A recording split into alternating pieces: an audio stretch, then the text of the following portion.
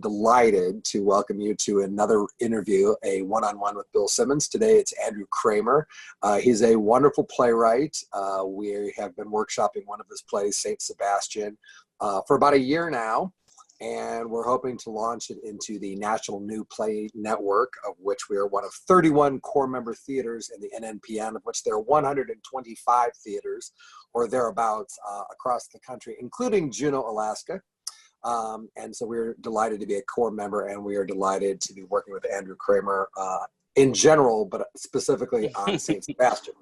So Andrew, welcome. How are you? I'm hanging in there. How are you, man? I'm good. I'm good. So what was your question? You had a question for me before we started recording.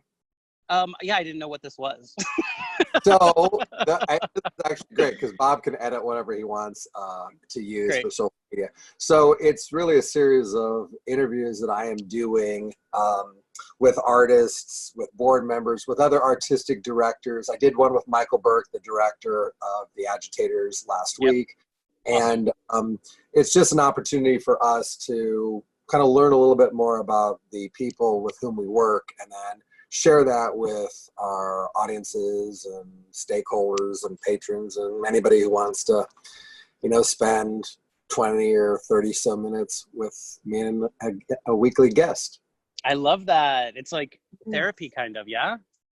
You know, it might end up being sort of like my therapy. I have been watching some colleagues do kind of similar interviews, and Courtney Sale, who used to be the associate artistic director at the Indiana Repertory Theater, she's now at Merrimack out on the East Coast. Oh, nice. She's been doing a series that I've been watching with some playwrights that I find to be very both informative and inspirational, and I think probably therapeutic. So, yeah. Totally. Anything at these times, yeah? When we were talking before we started recording, you said something about watching the crumbling of the American theater. So I'm curious as to like what your thoughts are about where we are right now and where you see us going. Yeah, you know, it feels a little bit, so I just had a birthday, which was very exciting, but like birthday in COVID land is like not really birthday like. And so I would get like all of these birthday messages, especially from like colleagues in the theater that I love, and they're just like, you know, happy birthday, have an awesome day. And I literally typed out to a couple of them, I was like, as I sit among the wreckage of country and theater, like it seems weird to be saying like well wishes to each other, but I think we really need it, right? And so I also was joking about this being a therapy session, and I mean, it's like, what's harder than social distancing during a time when like all you want to do is hug each other? And so you know, we're having a lot of phone calls, and we're having a lot of Zoom calls, and we're having a lot of video chat. And I think the answer to the question is how I'm doing is it's a little bit like I'm in Mr. Burns, right? It's like I've been thinking a lot about that play, and I've been thinking a lot about like ancient Greece, and I've been thinking a lot about the globe, and I've been thinking a lot about like plagues, right? And so I don't know what's in store for theater. I mean, you know, there have been canceled productions, and there have been rearranging of seasons, and there's, you know, like not only are we dealing with pandemic stuff, but we're also dealing with some socio-political stuff, and the We See You movement happening, which is really exciting, and just sort of rethinking brand and equity. And yeah, it's like a lot, right? Oh, it's totally a lot. It's totally a lot. Just when I think that I'm in a place where I'm like, okay, I think we're going to be okay. I think I just when I think, okay, we're going to workshop this play, then something happens and it's like, okay, we can't do that yet, or that play. Yeah. So part of me, some days I'm extremely hopeful and optimistic, and then some days, you know, and sometimes it happens in the same day where I'll wake up feeling really optimistic and hopeful, and then by 1 PM, I'm like, what's it all about, Alfie? What's the point of all this? I'd much rather sit in my house, read good books, be with my family, go out in my yard and garden, and every day I run 3 miles. That's sort of attaboy.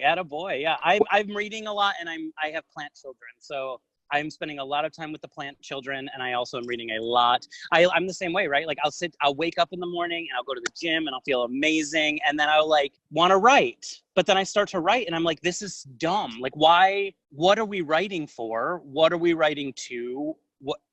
yeah, it's like sort of, there's a block. And I've talked to some of my, peers, and it's like, there is an element of futility in the creative process right now that I think we're going to have to sort of reckon with.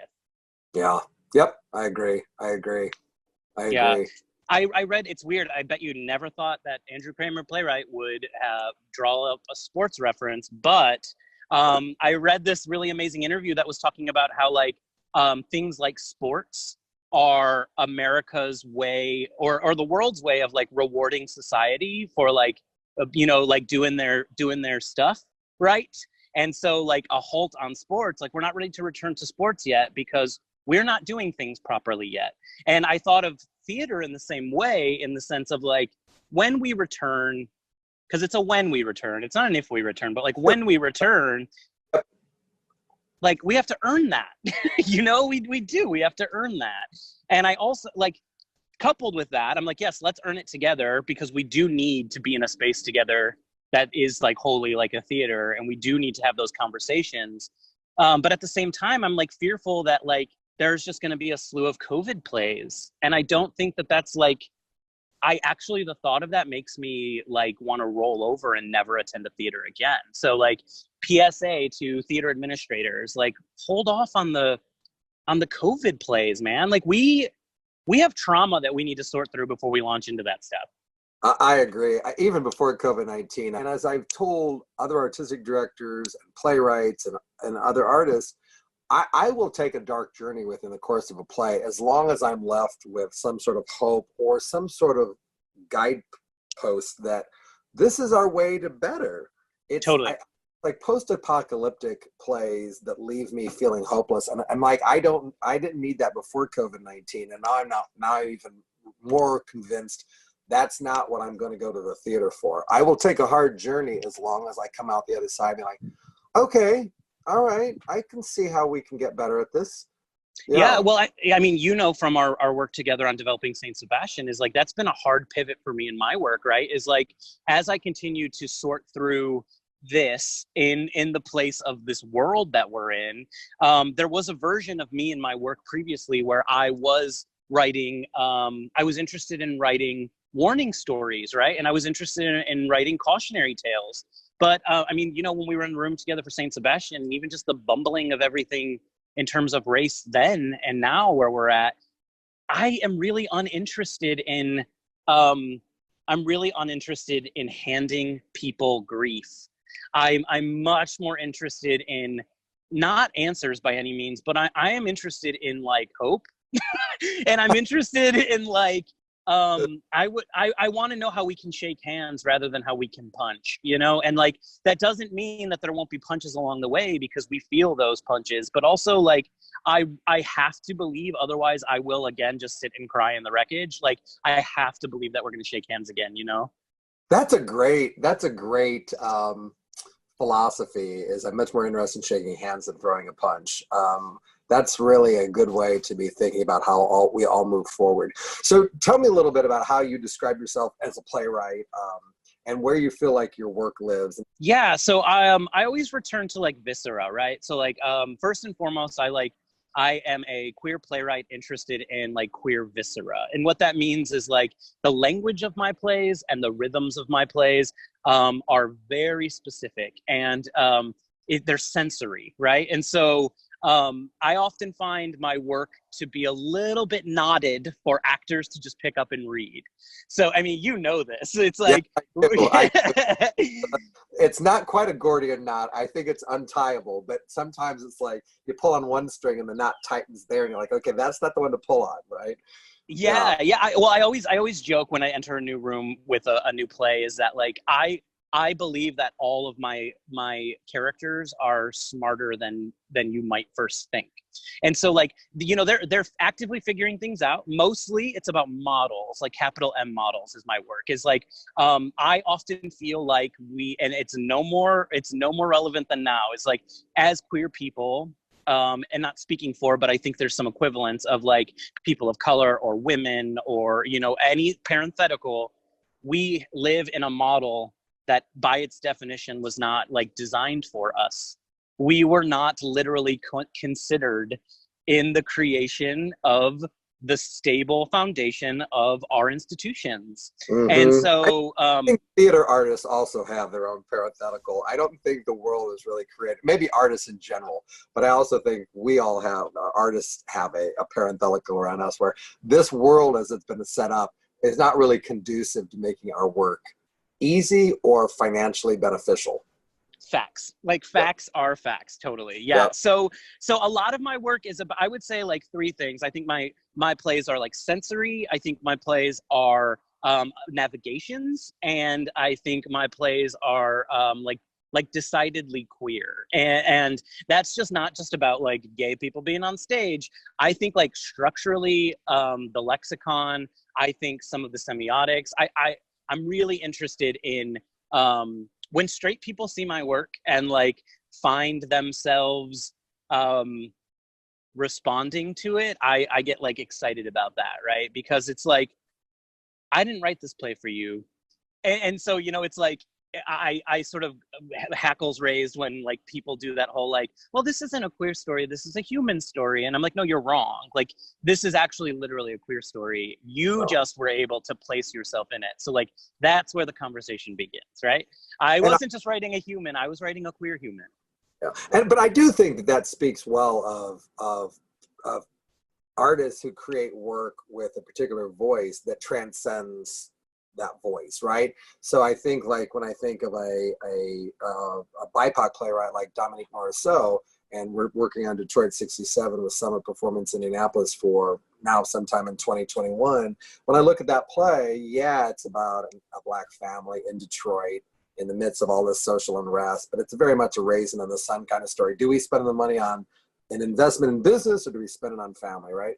But I feel like that's a story that speaks to all of us who have to make decisions in our life, is do we go down this path with the resources we have, or do we go down this path?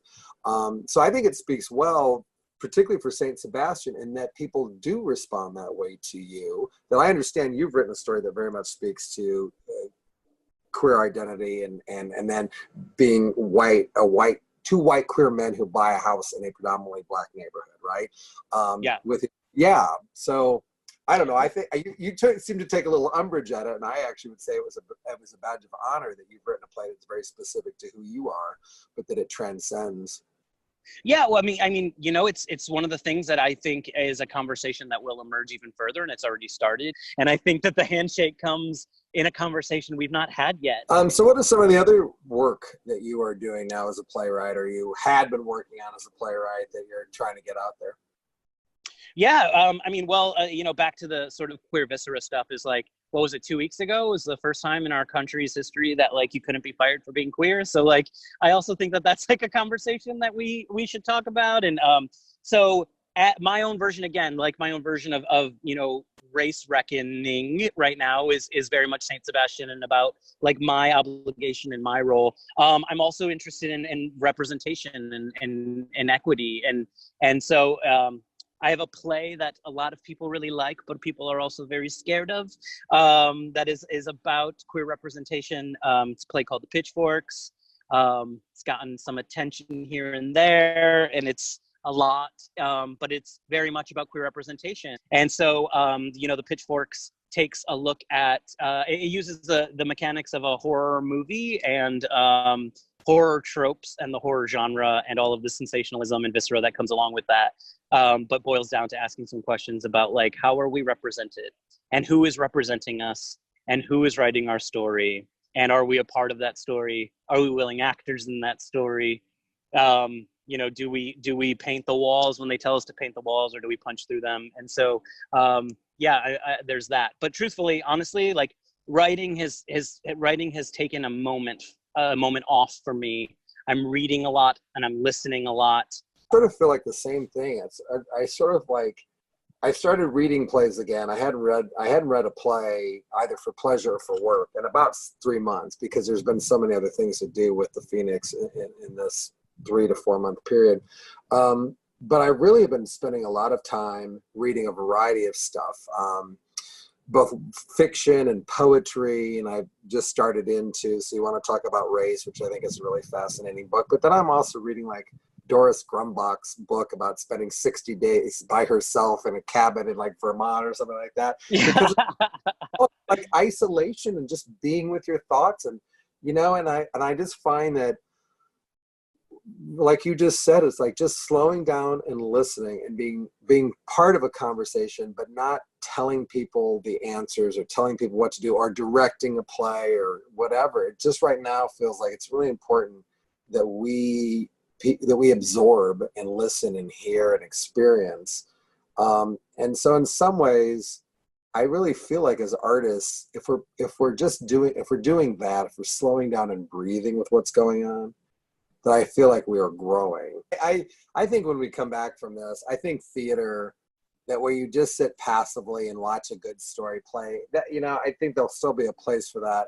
But I think theater, even before COVID-19, I felt like theater, in order to compete against all the other things going on that can be a diversion for our time, and including sports. I'm a big believer that sports is one of the ways that we anesthetize ourselves, right? And that's why people can spend entire weekends watching football game after football game after football game, or baseball game after baseball game on television.